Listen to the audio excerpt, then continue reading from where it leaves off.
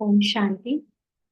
आज 27 फरवरी 2025। बाबा के आज मुरली के महावाक्य सुनते हैं। बाबा ने कहा, मीठे बच्चे, हाँ जी बाबा, सत का संग ज्ञान मार्ग में ही होता है। अभी तुम सत बाप के संग में बैठे हो। बाप की याद में रहना माना सत्संग करना। तो जब तक हम अपने को देह समझते हैं तो हमको संग का मतलब लगता है कि कोई दूसरा देहधारी हमारे साथ बैठा है, तो उसका संग माना संग। लेकिन जब हम ज्ञान लेते हैं और अपने सत्य सूक्ष्म अस्तित्व के बारे में जानते हैं, तो वो अस्तित्व जो ज्ञान से हमें पता चला कि मैं कौन, मैं आत्मा। तो आत्मा के लिए संग की बात होती है। आत्मा के साथ जो उसका खुद का सत्य ज्ञान और परमात्मा का सत्य परिचय। तो बाबा सत्य है, शिव ही सत्य है, ऐसे हमने भक्ति में भी गाया। अभी भी जानते हैं कि बाबा ही सत्य है। तो बाबा ही सत्य है का मतलब बाबा का ज्ञान ही सत्य है। जो ज्ञान नॉलेज जो बाबा दे रहा है वही एकमात्र संसार का सत्य है। तो बाबा के साथ हमें सिर्फ ज्ञान मार्ग में ही रहने को मिलता है। मतलब बाबा के ज्ञान के साथ, क्योंकि हर समय हम इस समय बाबा की नॉलेज के साथ रहते हैं। बाबा कोई स्थूल साकार या आकार रूप में तो अब है नहीं जिसको हम कहें कि हमें बाबा के साथ रहना है। तो बाबा ने जो नॉलेज दी है उस नॉलेज को ही अपने अंदर याद रखना, उसके साथ चलना। उस नॉलेज के आधार से ही हर वक्त एक कोई हमसे हायर है, हमसे ज्यादा शक्तिवान है ऐसा महसूस करना और अपनी शक्तियों को उसके समान अनुभव में लाना, ये नॉलेज के बेस पर ही हो रहा है। तो जितना जितना हमारी स्मृति में बाबा और बाबा के ज्ञान की स्मृति रहती है, हम सत का संग करते हैं। और ये इसीलिए कहा जाता है कि केवल ज्ञान मार्ग में, जो कि ब्राह्मण अभी हम बने हैं, जो आत्मा का नॉलेज हमें मिला है, परमात्मा का नॉलेज मिला है, इसी समय हम उस ज्ञान से अपने साथ बाबा को हर वक्त रख सकते हैं। तो बाबा सत बाप के संग का समय अभी चल रहा है। और बाबा की याद में रहना माना हर समय बाबा के नॉलेज का अपने अंदर चिंतन करना, उसका स्वरूप बनना, उसे धारण करना, बाबा को अपने साथ कंबाइंड रखना, उनके साथ बातें करना, हर चीज हर समय उनके साथ बिताना, ये है बाबा के साथ सत्संग करना। तो नॉलेज के आधार से ही ये सारी बातें होती हैं, इसलिए ज्ञान मार्ग में ही एक सत का संग होता है। आज का प्रश्न है, सत्संग की आवश्यकता तुम बच्चों को अभी ही है क्यों? सत्संग अगेन, जो बुद्धि में हर वक्त हमारे साथ रहे उसका संग। तो नॉलेज का संग, उसकी आवश्यकता तुम बच्चों को अभी ही है क्यों? क्योंकि बाबा ट्रुथ है, बाबा का नॉलेज ट्रुथ है, ट्रू है, इसलिए उसकी आवश्यकता अभी क्यों है और कभी नहीं पड़ेगी। तो बाबा ने उत्तर दिया, क्योंकि तमो प्रधान आत्मा एक सत बाप, सत शिक्षक, सदगुरु के संग से ही सतो प्रधान अर्थात काले से गोरी बन सकती है। बिना सत्संग के निर्बल आत्मा बलवान नहीं बन सकती। बाप के संग से आत्मा में पवित्रता का बल आ जाता है। 21 जन्म के लिए उसका बेड़ा पार हो जाता है। तो तमो प्रधान आत्मा का मतलब आत्मा के अंदर जो मन बुद्धि संस्कार है वो तो टोटली तमो प्रधान हो जाने के कारण एकदम निर्बल हो गए हैं। आत्मा का बल नहीं रहा, आत्मा की जो पवित्रता है, उसकी संपूर्णता है, ओरिजिनल जो उसकी गुण है, क्वालिटीज हैं, उसका गुण उसके अंदर नहीं रहा, बल नहीं रहा। इसलिए वो मन को मन बुद्धि को बलवान बनाने के लिए इस समय सत बाप, सत शिक्षक और सदगुरु के रूप में बाबा का ज्ञान, बाबा के संग, हर रिश्ते के रूप में, स्मृति के रूप में हमें इस समय ही जरूरत पड़ती है वापस बलवान बनने के लिए, माना आत्मा को बलवान बनने के लिए, उसके मन को बलवान बनने के लिए, यानी काले से गोरा बनने के लिए। तो जिस आत्मा के ऊपर अनेक लेयर्स चढ़ी हुई है कमजोरियों की, देह अभिमान की, उसको उतारने के लिए केवल अभी ही बाबा आता है, और वो सत्य ज्ञान से हमारी बुद्धि को टच करता है, तो मन को भी सत्य संकल्प मिलते हैं, और उससे वो काले से गोरा बनता चला जाता है, जो आत्मा की ओरिजिनल क्वालिटी है उससे मैच कर जाता है। इसलिए इस समय बाबा का संग, यानी बाबा की नॉलेज का संग जो है, वो आत्मा में पवित्रता का बल भर रहा है। तो आत्मा अपने सत्य को जानकर, यानी उसका मन अपने सत्य को जानकर अपनी संपूर्णता में वापस लौट रहा है, यानी आत्मा पवित्र हो रही है, उसका पावर उसके अंदर लौट रहा है। और ये पावर जो सोल कॉन्शियसनेस की पावर मिलती है, आत्म बल मिलता है, वो 21 जन्म तक हमारे साथ चलता है। ये बल 21 जन्म सिर्फ आत्मा के बल से ही सारे काम होते हैं। द्वापर युग से तो हमको फिजिकली मेहनत करनी पड़ती, शुरू करनी पड़ जाती है, कमाने के लिए, दूसरी चीजों को बनाने के लिए, कोई भी काम करवाने के लिए फिजिकल मेहनत शुरू हो जाती है द्वापर के बाद। लेकिन सतयुग त्रेता युग में हर काम आत्मा के बल से अपने आप होते हैं। इसलिए ये 21 जन्म की पढ़ाई, 21 जन्म का साथ हम अभी बना रहे हैं, अपने अंदर सोल कॉन्शियस स्मृति को लाकर बाबा के सत्संग के साथ, और फिर ये पवित्रता का बल हमारे साथ आगे चलता रहेगा। ओम शांति। बच्चे सत्संग में बैठे हो। सत्संग में बैठे हो माना स्मृति में बाबा का नॉलेज, और सिर्फ बाबा ही है, या कोई और भी देह का भान, देह की कहानी, देह की जिम्मेदारी या तो नहीं आ रही। सिर्फ इस समय टोटल हमारा कंसंट्रेशन, एकाग्रता बाबा बाबा के ज्ञान में होनी चाहिए, और कहीं भी ध्यान भटका हुआ नहीं होना चाहिए। तो इस सत के संग में कल्प कल्प संगम पर ही बच्चे बैठते हैं। केवल ये समय है सतयुग की स्थापना का, जब हमारे अंदर ये ज्ञान एक ही बार आता है। दुनिया तो यह नहीं जानती कि सत का संग किसको कहा जाता है।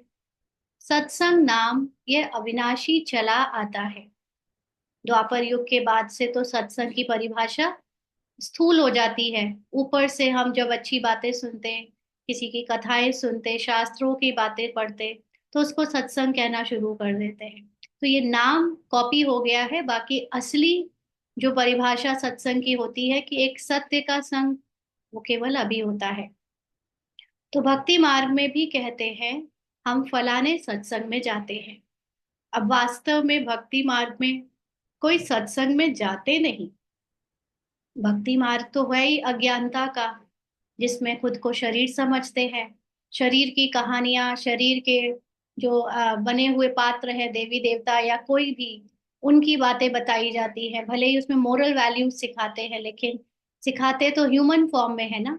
अभी भी हम लोग ब्राह्मण बहुत सारी चीजें ह्यूमन फॉर्म में ही सीख रहे हैं। ह्यूमन फॉर्म में अच्छे से बोलो, अच्छा सोचो, अच्छा करो, अच्छे से बॉडी लैंग्वेज रखो ना, सबके साथ अच्छा व्यवहार करो। ये सब क्या है? ये ह्यूमन फॉर्म का ही अभी हमारा परिवर्तन हो रहा है। आत्मा के आत्मा के आधार से जब हम परिवर्तन में आते हैं, जिसमें नॉलेज से हम अपने सत्य को बार बार बार बार याद करते हैं, उसको कहते हैं सत्संग। तो भक्ति मार्ग में तो बिल्कुल भी नॉलेज नहीं है, इसलिए वो आत्मा की कोई बात नहीं होती, तो उसको तो सत्संग कहते ही नहीं, कह नहीं सकते। कहते हैं वो लोग, वो अलग बात है। तो बाबा कहते हैं सत्संग होता ही ज्ञान मार्ग में है। जब आत्मा का ज्ञान मिले, तब तो उस परमात्मा सत्य के साथ, उसके नॉलेज के साथ मिले। तो अब तुम सत्य के संग में बैठे हो। आत्माएं सत बाप के संग में बैठी हैं, और कोई जगह आत्माएं परम पिता परमात्मा के संग में नहीं बैठती। बाप को जानते नहीं, भगवान को जानते नहीं, भले कहते हैं हम सत्संग में जाते हैं, परंतु वह देह अभिमान में आ जाते हैं। तो देखो, कोई भी सत्संग, बहुत अच्छे से अच्छा मोटिवेशनल आप प्रोग्राम में चले जाओ, या बड़े से बड़े किसी साधु सन्यासी ऋषि मुनि किसी के भी आप सत्संग, सो कॉल्ड सत्संग में चले जाओ, वहां पर जो बातें सिखाई जाएंगी वो क्या सिखाया जाएगा? सबके साथ अच्छा व्यवहार करो, सबको सुख दो, है ना। और लॉ ऑफ कर्मा या ऐसे ही कुछ कुछ बातें, सब शरीर के ही मोरल वैल्यूज ह्यूमन में सिखाई जाती हैं। बट वो भी देह अभिमान है। हम अगर किसी को अच्छा करना, अच्छा बोलना, अच्छा चलना फिरना भी सिखा रहे हैं, तो ये उनको क्या सिखा रहे हैं कि आप ह्यूमन बने रहो, आप अपने को शरीर समझते रहो और शरीर के पात्र को, शरीर की कहानी को बदलो, अपने शरीर के कर्मों को बदलो, अपने सोच को बदलो। तो ये भी क्या है, देह अभिमान है। क्योंकि सत्य ज्ञान का मतलब है कि आप ह्यूमन हो ही नहीं। आप ये शरीर से चल रही पूरी चीजें, चाहे वो बोल है, चाहे वो संकल्प है, चाहे वो एक्शंस हैं, आप वो करने वाले हो ही नहीं। आप मात्र उसको देखने वाले दृष्टा आत्मा हो।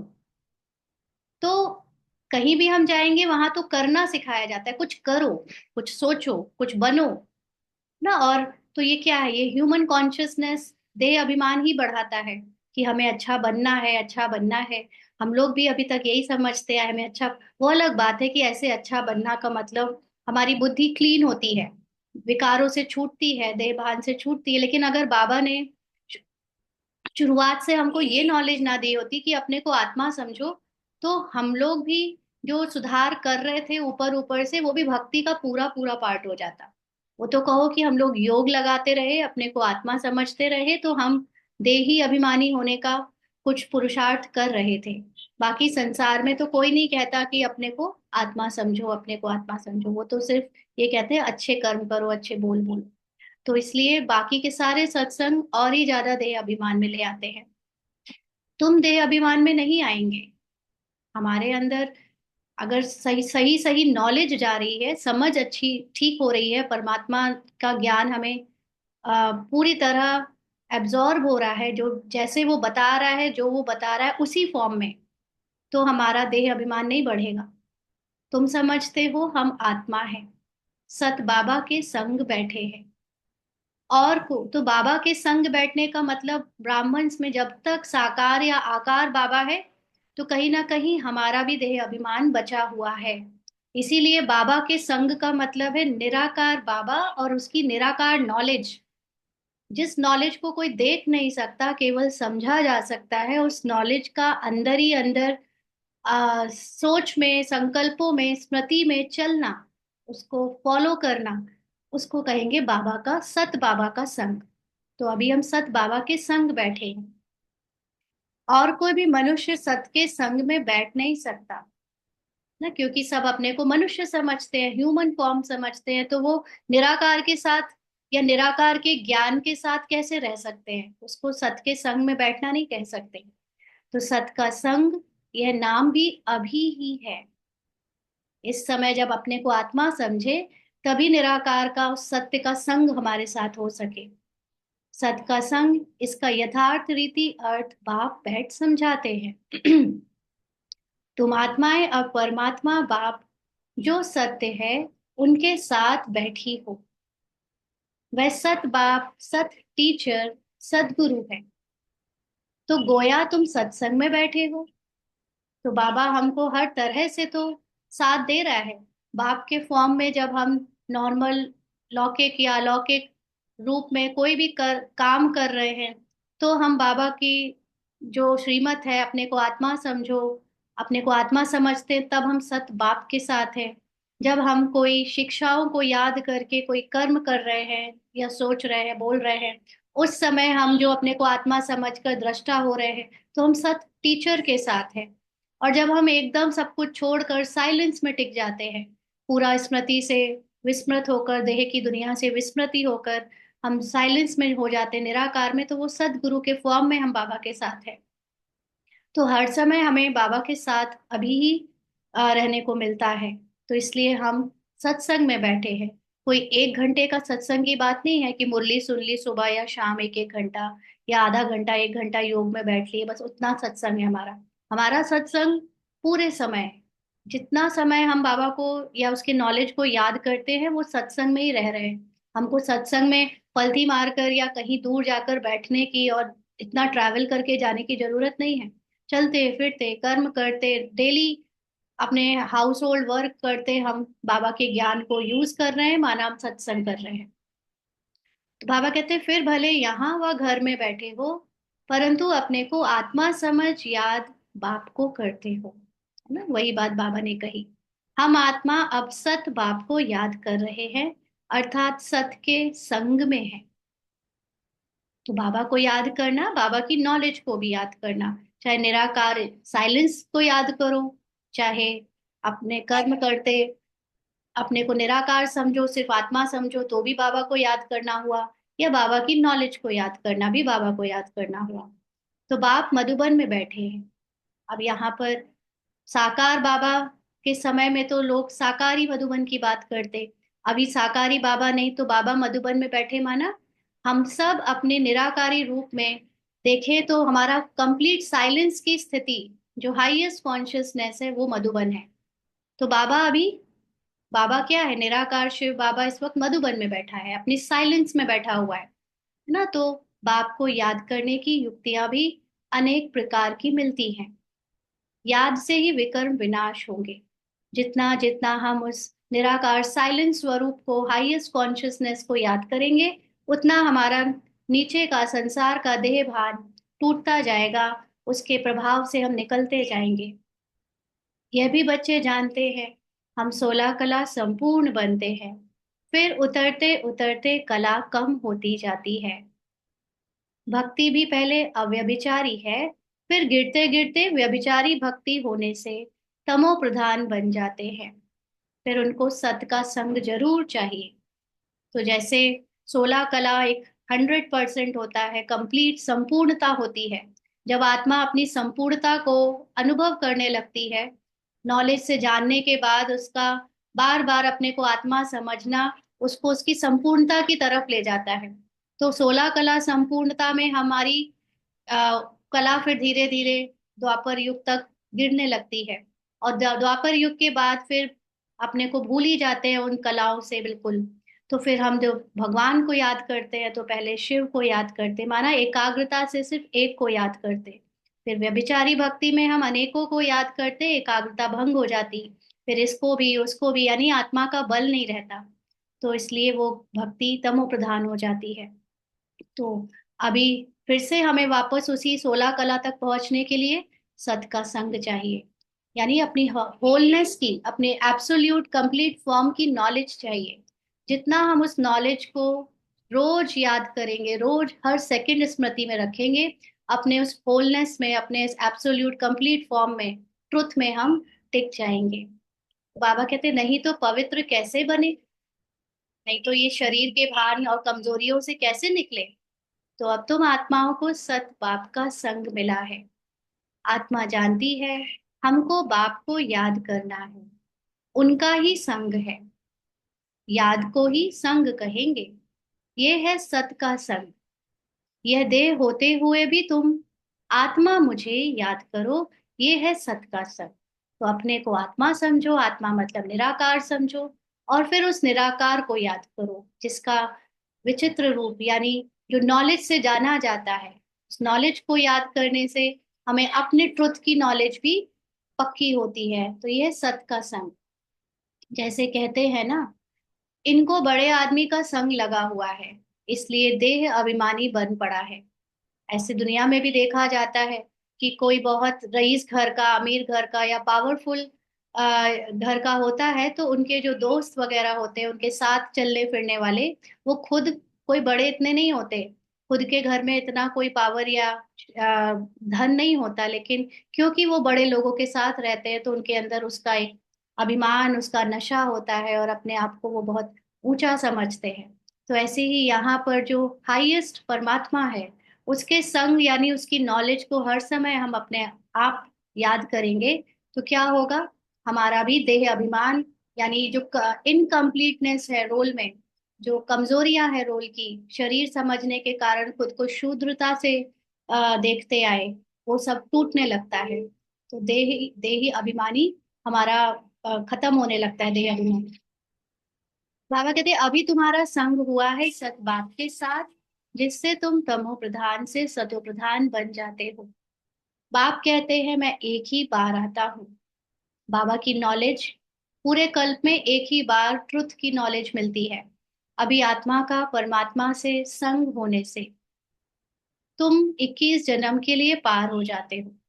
तो अभी हम सोल कॉन्शियस इस समय बनेंगे, परमात्मा का निराकार रूप अपने निराकारी रूप से याद करके, फिर वो 21 जन्मों तक नहीं भूलेंगे। 21 जन्मों तक उसका असर चलेगा। फिर तुमको संग लगता है देह का। उसके बाद हमारा ड्रामा अनुसार भूलने का टाइम आ जाएगा और हम खुद को देह समझने लगेंगे। तो यह भी ड्रामा बना हुआ है। क्या कोई कहे कि क्यों ऐसे होता है, क्या जरूरत है ऐसे होने की? तो इसकी कोई बात नहीं, क्या क्यों कैसे। कोई मूवी देखी जाती है, जब हम लोग कोई भी पिक्चर देखने जाते थे थिएटर में या घर पे, तो ये नहीं पूछते थे इसको ऐसे क्यों बनाया वैसे क्यों नहीं बनाया। जरूरत क्या थी विलेन को लाने की, हीरो हीरो की बना देते। जरूरत क्या थी उसमें दुख डालने की या लड़ाई झगड़ा डालने की। सब सुख सुख का पार्ट ही कर देते। तो सुख सुख के पार्ट को देखने में कोई इंटरटेनमेंट थोड़ी होता है। जब तक कुछ विपरीत ना हो, फिर उसको जीतने के बाद उसमें खुशी ना हो, तो वो इंटरटेनमेंट में मजा नहीं आता। तो ऐसे ही संसार का ड्रामा भी विस्मृति और स्मृति का है। पहले भुलाकर हम कमजोर बन जाते हैं। पहले इतना ऊंचा रोल प्ले किया, फिर भुलाकर कमजोर बन जाएंगे। फिर वो कमजोरी के समय बीत जाने पर उसके बाद फिर दोबारा से हम शक्तिशाली बनते हैं। तो ये संसार का ड्रामा इंटरटेनिंग हो जाता है, इसलिए ये ड्रामा बना हुआ है ऐसा। तो बाप कहते हैं मेरे साथ तुम बच्चों का संग होने से तुम सतो प्रधान बन जाते हो। तो इस समय बाबा का ज्ञान और बाबा का साथ माना, बाबा की शक्ति, उस नॉलेज से मिल रही शक्ति को हम अपने अंदर जितना धारण करते जाते हैं, वो सतो प्रधान बनते जाते हैं, जिसको गोल्डन एजेड कहा जाता है। यानी आत्मा और उसका मन बुद्धि संस्कार टोटली सतो प्रधान हो जाएगा। तो हमारा रोल गोल्डन एजेड हो जाएगा। एज का मतलब उम्र। तो हमारी जो वैसे शरीर की उम्र होती है, आत्मा की तो उम्र होगी नहीं, लेकिन शरीर भी ऐसा हो जाएगा जैसे उम्र से परे हो गया है ना, क्योंकि पूरा सतयुग त्रेता हमारी उम्र ऐसे नहीं होती जैसे अभी होती है, बुढ़ापा और शरीर का बीमार पड़ना, ये सब नहीं होता। इसलिए हर समय वहां पर प्रकृति गोल्डन रहती है। हर समय वो बिना मिलावट के रहती है। तो इसलिए उसको गोल्डन एजेड कहा जाता है। साधु संत आदि तो समझते हैं आत्मा निर्लेप है, सभी परमात्मा ही परमात्मा है ना। आत्मा को कहते हैं आत्मा कभी बदलती नहीं, आत्मा सदा एक जैसी रहती है। इसको निर्लेप कहा जाता है। सभी इसलिए परमात्मा है, मैं भी परमात्मा तुम भी परमात्मा। लेकिन साधु संत शुरू में जिन्होंने ऐसे कुछ कहा होगा, वो आत्मा के भान में कहा होगा, बट बाद के सारे फॉलोअर्स उसको ह्यूमन फॉर्म में लेने लगे। और ह्यूमन फॉर्म में जब हम आत्मा की बात करते हैं, तो मन कह रहा होता है कि मैं आत्मा हूँ। मन अपने को आत्मा शो करके कहता है मैं निर्लेप हूँ। यानी वो जो नॉलेजफुल लोग जो कह रहे हैं मैं निर्लेप हूँ, मतलब मन कह रहा है। तो वो आत्मा निर्लेप है का मतलब उसके ऊपर कोई भी दोष नहीं चढ़ता, कोई भी कर्मों का प्रभाव नहीं चढ़ता, कोई भी आ, बुरा अच्छाई बुराई का कोई प्रभाव नहीं चढ़ता। तो ये मन के ऊपर कहना एकदम गलत है, क्योंकि मन तो सारी स्टेजेस को क्रॉस करता है। तमो रजो सजो सतो सब स्टेजेस मन ने देखी हैं। इसलिए उसको निर्लेप कहना गलत है, और ह्यूमन फॉर्म में परमात्मा परमात्मा करते रहना एक दूसरे को वो एकदम गलत है ना। तो इसका मतलब परमात्मा में खाद पड़ी है। तो जब हम ह्यूमन फॉर्म में देख रहे हैं कि मनुष्य इस समय कितना गिरा पड़ा है, और अगर हर कोई परमात्मा है, तो क्या परमात्मा के ऊपर भी इतनी बुराइयां चढ़ गई जिसको हम आज याद कर रहे हैं? तो परमात्मा में तो खाद पड़ नहीं सकती। बाप कहते हैं क्या मुझ परमात्मा में खाद पड़ती है?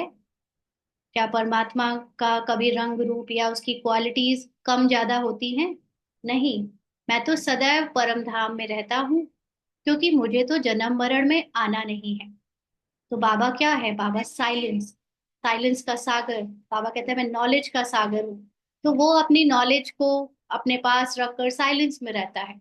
जो एक्चुअली जिसने आत्मा का अनुभव कर लिया, जितना ज्यादा आप नॉलेजफुल होते जाते हो, ज्ञान की पराकाष्ठा आती जाती है आपके अंदर, आप साइलेंस में जाने लगते हो।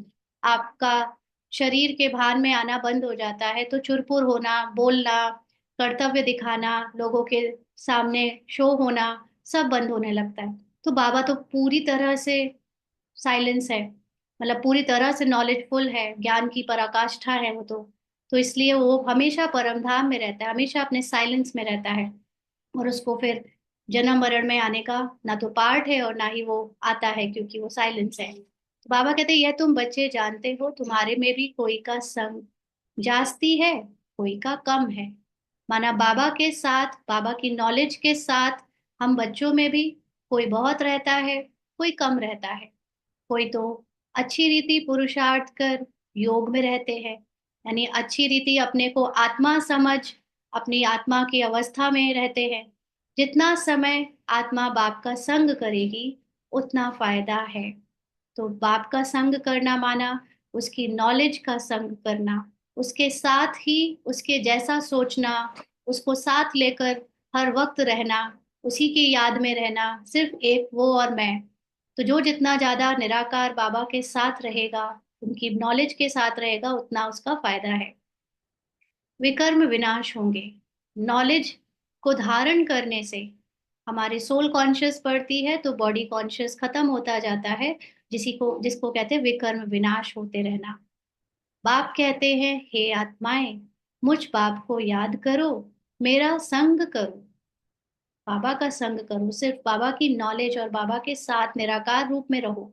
मुझे यह शरीर का आधार तो लेना पड़ता है, नहीं तो परमात्मा बोले कैसे। बाबा तो हाईएस्ट नॉलेज है, बट वो नॉलेज कैसे दे जब हम मनुष्य रूप में ही है और कुछ और सुन नहीं सकते, जान नहीं सकते, जब तक हमें कानों से सुनाई ना पड़े, आंखों से दिखाई ना पड़े।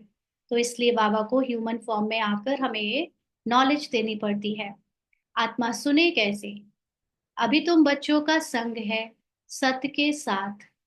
सत बाप को निरंतर याद करना है, निरंतर, एक सेकंड को भी ना भूले कि हम आत्मा है ना। इतना हमें, और सिर्फ ऐसे ही नहीं, साधारण आत्मा, बाप समान अपनी संपूर्णता वाली आत्मा। बाबा की महिमा सो मेरी महिमा, मेरा स्वमान युक्त आत्मा की याद ना, तो बाबा की याद सेम बात हो जाती है। आत्मा को सत्य का संग करना है। आत्मा भी वंडरफुल है, परमात्मा भी वंडरफुल है, दुनिया भी वंडरफुल है। जैसे कोई सुपरहिट मूवी होती है ना, तो उसका कैलकुलेशन लगाते हैं, इतने दिन में इतनी कमाई कर ली, इतनी भीड़ उसको देखने जा रही है, तो सब उसकी तारीफ करते रहते हैं। तो ये तो 5,000 साल का बनी बनाई एक मूवी है, और ये इतनी वंडरफुल है, जिसको भगवान पसंद करता है ना। भगवान का पार्ट, हम आत्माओं का पार्ट उसमें वंडरफुल है। तो ये इसीलिए हर एक आत्मा वंडरफुल है, उसके अंदर 84 जन्मों का पार्ट नूंद है, तो वो भी कितना वंडरफुल है। और परमात्मा जो नॉलेज देने वाला है, हीरो, सुप्रीम हीरो है, और दुनिया जिसमें पार्ट प्ले हो रहा है वो भी वंडरफुल है। इसमें कोई ऐसा नहीं कि अभी संसार ऐसा क्यों है, वैसा क्यों है। ये मूवी इतनी वंडरफुल ना होती तो इंटरटेनिंग लगती क्या। तो ये पाप पुण्य सुख दुख, गर्मी सर्दी, सब कुछ दुनिया में है, सारे अनुभव इस मूवी में है, इसलिए वंडरफुल है। तो यह दुनिया कैसे चक्र लगाती है, वंडर है। तुम सारे ड्रामा में ऑलराउंड पार्ट बजाते हो। तो ऑलराउंड के दो मीनिंग है। एक ऑलराउंड का मतलब शुरू से अंत तक हमारे पार्ट बजे हैं, फर्स्ट जन्म से 84 जन्म के आखिरी जन्म तक। दूसरा ऑलराउंड पार्ट का मतलब है हमने हर तरह के रोल प्ले किए हैं। हमने हीरो का रोल भी प्ले किया होगा, तो हमने विलेन का रोल भी प्ले किया होगा। हमारे अंदर प्रेम का भी रोल प्ले हुआ होगा, तो हमारे अंदर नफरत का भी रोल प्ले हुआ होगा। हमारे अंदर स्त्री का रोल भी है, तो हमारे अंदर पुरुष का भी रोल है। हमने सारे रोल, सब तरह के रोल प्ले किए हैं। इसलिए अब अगर कोई और को हम देखते हैं कि कोई विपरीत रोल प्ले कर रहा है, कोई भ्रष्टाचार का रोल प्ले कर रहा है, कोई टेररिस्ट या मर्डरर या ऐसे ही बहुत नेगेटिव रोल प्ले कर रहा है, तो हम उससे नफरत नहीं कर सकते। क्यों? क्योंकि हर कोई रोल प्लेयर है, और हर एक्टर अपनी एक्टिंग में कंप्लीटनेस तब समझता है जब वो हर तरह के रोल प्ले कर सके। कोई कहे कि बस हमको तो रोमांटिक रोल ही प्ले करने हैं, तो उसको एक कंप्लीट एक्टर नहीं बोलेंगे। कोई कहे कि हम तो सिर्फ विलेन वाला ही रोल प्ले कर सकते हैं, तो वो भी कंप्लीट नहीं है। ना हर तरह की एक्टिंग करने वाले एक्टर को ऑलराउंडर एक्टर बोलते हैं। तो ऐसे ही यहाँ पर हमारा भी ड्रामा में शुरू से अंत तक और हर तरह का रोल प्ले हुआ है। तो इस समय जो दूसरे भी कैसे भी रोल प्ले कर रहे हैं, हमें उनके पार्ट से भी अफेक्ट नहीं पड़ना चाहिए, क्योंकि उन्होंने भी अच्छा रोल कभी उन आत्माओं ने प्ले किया होगा, अभी उनका विपरीत चल रहा है। हमने भी विपरीत, क्योंकि हमारे अंदर स्मृति में या संस्कारों में अभी या नॉलेज में जितनी तरह की भी गंदगी भरी है, वो सब हमने प्ले करी है, इसलिए भरी है। ये नहीं कि दुनिया में है इसलिए। अगर हमें किसी के पार्ट में भ्रष्टाचार दिखता है, तो हमने भी कभी भ्रष्टाचार किया है, इसलिए हमें उसकी नॉलेज है। अगर हमें दूसरों की कामुकता दिखती है, तो हमने भी कभी कामुकता का पार्ट अच्छे से प्ले किया है, इसलिए हमें कामुकता पता है। हमें अगर दूसरों की काइंडनेस दिखती है, तो हमने काइंडनेस का पार्ट प्ले किया है, इसलिए हमें काइंडनेस दिखती है। तो जो हमें दूसरों में दिखता है, वो मुझे आत्मा में भरा है एक्चुअली। उस वो मुझे अपने पार्ट की नॉलेज है, इसलिए मुझे दूसरों के पार्ट में दिखती है। तो अभी हमारी दृष्टि दूसरे कर रहे हैं ऐसे नहीं होनी चाहिए। हमारी दृष्टि होनी चाहिए कि मेरे अंदर जो नॉलेज है उसे मैं भूल जाऊं, क्योंकि अब पाठ हमें सतो प्रधान बनाना है। तो सतो प्रधान पाठ का मतलब ये होता है कि हम अविद्या हो जाए, पुराने संस्कारों से अविद्या भूल जाए कि वो क्या होते हैं, तब सतो प्रधान पाठ बजना शुरू हो। तो भूलने के लिए हमें ये नहीं कर सकते हम कि भुलाएं कैसे। हमें अपने सत्य को याद करना है, बाबा को याद करना है। जितना ज्यादा हम अशरीरी निराकारी रूप में टिकेंगे, वो जीरो होने की स्मृति में टिकेंगे, उतना हम अपने आप, वो हमारा अंदर की जो नेगेटिव और तमो और रजो संस्कार या स्मृति है, वो मर्ज हो जाएगी। डिलीट नहीं होगी, कुछ खत्म नहीं होगा, जलेगा भस्म नहीं होगा, वो मर्ज हो जाएगी। और सिर्फ सतो प्रधान पाठ बजने लगेगा। तो बाबा कहते हैं सतयुगी आत्माएं और आजकल की आत्माएं, उसमें भी तुम्हारी आत्मा सबसे जास्ती ऑलराउंडर है ना। सबसे जास्ती विपरीत और प्रीत दोनों तरह का पार्ट हमारे अंदर है। हमसे बड़ा हिटलर का पार्ट किसी ने नहीं बजाया होगा, हमसे बड़ा जो भी सबसे पुण्य आत्मा हुई वो देवता का पार्ट किसी ने नहीं बजाया ना। तो हमारे अंदर हर तरह के पार्ट भरे पड़े हैं। तो बाबा कहते नाटक में कोई का शुरू से पार्ट होता है, कोई का बीच से, कोई का पिछाड़ी में पार्ट होता है। कोई भी 3 घंटे की मूवी में भी हम देखते हैं, कोई एक्टर आया शुरू में, बीच में मर गया, फिर बीच में कोई और आया, अंत तक चला, कोई शुरू शुरू से लास्ट तक रहता है। तो वह है सब हद के ड्रामा, वह भी अभी निकले हैं। अब साइंस का इतना जोर है ना। देखो, हम लौकिक में बेटे को पढ़ा रहे थे, एसएसटी सोशल स्टडी, उसमें बताया कि 1926 में टेलीविजन आई, और बाबा 1936 में ऑफिशियली आया। ऑफिशियली मतलब ब्रह्मा कुमारी संस्था को 1936 ऑफिशियली डिक्लेयर किया। बाकी बाबा कहता है ये कोई नहीं जान सकता मैं कब आया। बाबा ने कहा है ना एक मुरली में कि मैं कोई नहीं जान सकता मैं कब आया। जबकि 1932 की मुरली में बाबा ने, मुरली नहीं है, 1932 का बाबा की जो डायरी है, ब्रह्मा बाबा की डायरी, उसमें जिस तरह से उन्होंने अपने कर्मेंद्रियों की क्लास ली है, उसको देखकर लगता है कि बाबा को ये ज्ञान पहले से था। बाबा पहले से ही पुरुषार्थ कर रहे थे। ऑफिशियली हमको 1936 पता है। तो पता नहीं ऐसे कुछ टच हुआ कि टीवी अगर 1926 से आई है, तो बाबा ने कहा ये टीवी आदि ये सब आपके लिए आया है, आपको समझा सके ड्रामा क्या होता है, आपको समझा सके कि कैसे वो बनी बनाई स्क्रिप्ट चलती है और कैसे हमें अपने को एक्टिंग से अलग रखना होता है। तो कहीं ना कहीं बाबा भी उस, अगर इतने पहले से आया हुआ है, हम ये नहीं कह रहे कि कंफर्म है, बट हम ज्ञान की जो समझ है उससे ऐसा लगता है कि बाबा, मतलब जो नॉलेज है बाबा के अंदर, ब्रह्मा बाबा के अंदर, वो पहले से ही कुछ कुछ कुछ कुछ आना शुरू हो गई थी। बाबा के अंदर वैराग आया, बाबा अकेले में गए, बाबा ने इतना कुछ जो पहले का समझा कि मैं आत्मा हूँ, ये सब जो कुछ किया बाबा ने, ये उनके अंदर पहले ही कुछ ना कुछ ड्रामा का शुरू हो गया था। मतलब अपने वैराग्य आना। तो जैसे संसार में जो हद की मूवीज हैं, वो बाबा के आने के समय पर ही निकली ना। 100 साल, बाबा कहता है लगभग 100 साल पुराने हैं सब। तो ये क्यों निकला, ये साइंस भी 100 साल पुरानी क्यों निकली? सब हमारे लिए, हमारे लिए माना हमें समझाने के लिए। बाहर की जितनी साइंस हम अभी आज देखते हैं, वो सारी साइंस एक्चुअली हमारे अंदर चल रही है। वो साइंस को जितना हमने प्रूव कर करके दिखाया कि देखो 24 घंटे में जमीन घूमती है, या ऐसे ऐसे कुछ होता है, तो वो सारी चीजें हमारी क्लैरिटी के लिए, ताकि हम देह भान से निकलकर नॉलेज में जा सके। तो बाबा कहते हैं सतयुग में कितना उनका बल रहेगा। किसका? साइंस का।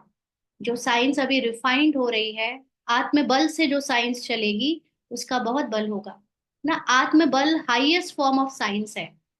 जो साइंस अभी साइंटिस्ट दिखाते हैं उसमें तो प्रॉज एंड कॉन्स दोनों है।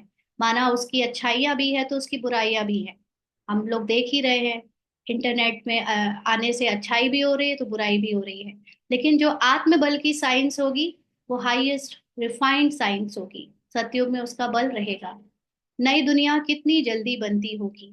तो आत्मबल से नई दुनिया कैसे बनेगी? संकल्प मात्र से ना। तो बाबा कहते वहां पवित्रता का बल है मुख्य। पवित्रता मतलब जो काम करेंगे उसके कर्ता नहीं बनेंगे। जब तक हम ये समझते हैं कि हम उसके कर्ता हैं, मैंने किया, तो हम उसकी पहचान बनाते हैं, खुद को शरीर समझते हैं। ये है अपवित्रता। और जब हम उससे न्यारे हो जाते हैं तो भगवान का काम चुटकी बजाकर वो चीजें सामने खड़ा कर देगा। हमारी आत्मा की शक्ति कह लो या ड्रामा अनुसार सब कुछ अपने आप मिल जाएगा। तो इसलिए वहां पर पवित्रता का बल है मुख्य। अभी है निर्बल। अभी तो अपने को शरीर समझते हैं तो आत्मा का कोई बल नहीं रहा। वहां है बलवान। बलवान मतलब फिजिकल रूप से बलवान नहीं कि 100 हाथी उठा लेंगे, लेकिन आत्मा की नॉलेज से अभिमानी होने की का बल है। तो यह लक्ष्मी नारायण बलवान है ना। अभी रावण ने बल छीन लिया है। तो लक्ष्मी नारायण को युद्ध करके नहीं दिखाते, ना किसी से लड़ाई करते हैं, तब भी उनको बलवान कहा जा रहा है। क्यों? क्योंकि वो आत्माभिमानी संपूर्णता में टिके होते हैं, अपने ट्रुथ को जानते हैं और जीते हैं। तो यहाँ रावण ने सबके ट्रुथ को छीन लिया है। फिर तुम उस रावण पर जीत पाकर कितना बलवान बनते हो। अभी हम झूठ को जीत रहे हैं, अभी हम देहभान को जीत रहे हैं, और फिर आत्माभिमानी बनकर बलवान बने। जितना सत का संग करेंगे, अर्थात आत्मा जितना सत बाप को याद करती है, उतना बलवान बनती है। पढ़ाई में भी बल तो मिलता है ना। तुमको भी बल मिलता है। सारे विश्व पर तुम हुक्म चलाते हो। तो एक्चुअली में कोई हुक्म चलाने की बात नहीं होगी सतयुग में। बट सतयुग त्रेता में लोग ऑटोमेटिकली अपने कर्म, अपने कर्तव्य बिना भान में आए और एकदम एक्यूरेट करेंगे। वहां पर कोई सुपरवाइजर नहीं बनेगा कि मालियों का सुपरवाइजर, नौकरों का सुपरवाइजर। सब अपने आप काम अपने आप करेंगे, बिना बोले, बिना टोके, बिना किसी पे हुक्म चलाए। लेकिन बाबा आज के हिसाब से, क्योंकि हमें हुक्म जैसा शब्द समझ में आ रहा है ना, क्योंकि हम तमो बुद्धि से हुक्म, ये शब्द सतयुग थोड़ी, सतयुग का वर्ड नहीं है हुक्म चलाना, ये नेगेटिव वर्ड है।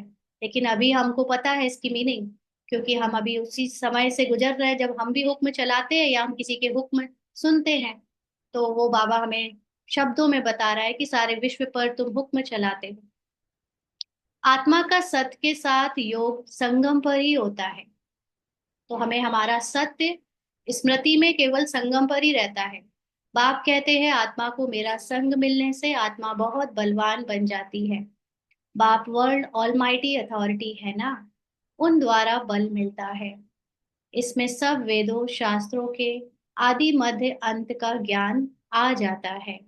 तो जो शास्त्र, वेद, उपनिषद समझाने की कोशिश कर रहे थे, लेकिन उसको समझने वाले देह भान में होने के कारण समझ नहीं पाए, धारण नहीं कर पाए बाबा का ज्ञान, उसी को सार में, शॉर्ट में, पूरे ड्रामा के अंदर का ऐसे नॉलेज दे रहा है, जैसे उसको धारण कर लेने से हमें जो अभी तक शास्त्र करवाना चाहते थे, वो हमें बाबा की नॉलेज करवा देती है, यानी अपने सत्य में स्थित करा देती है।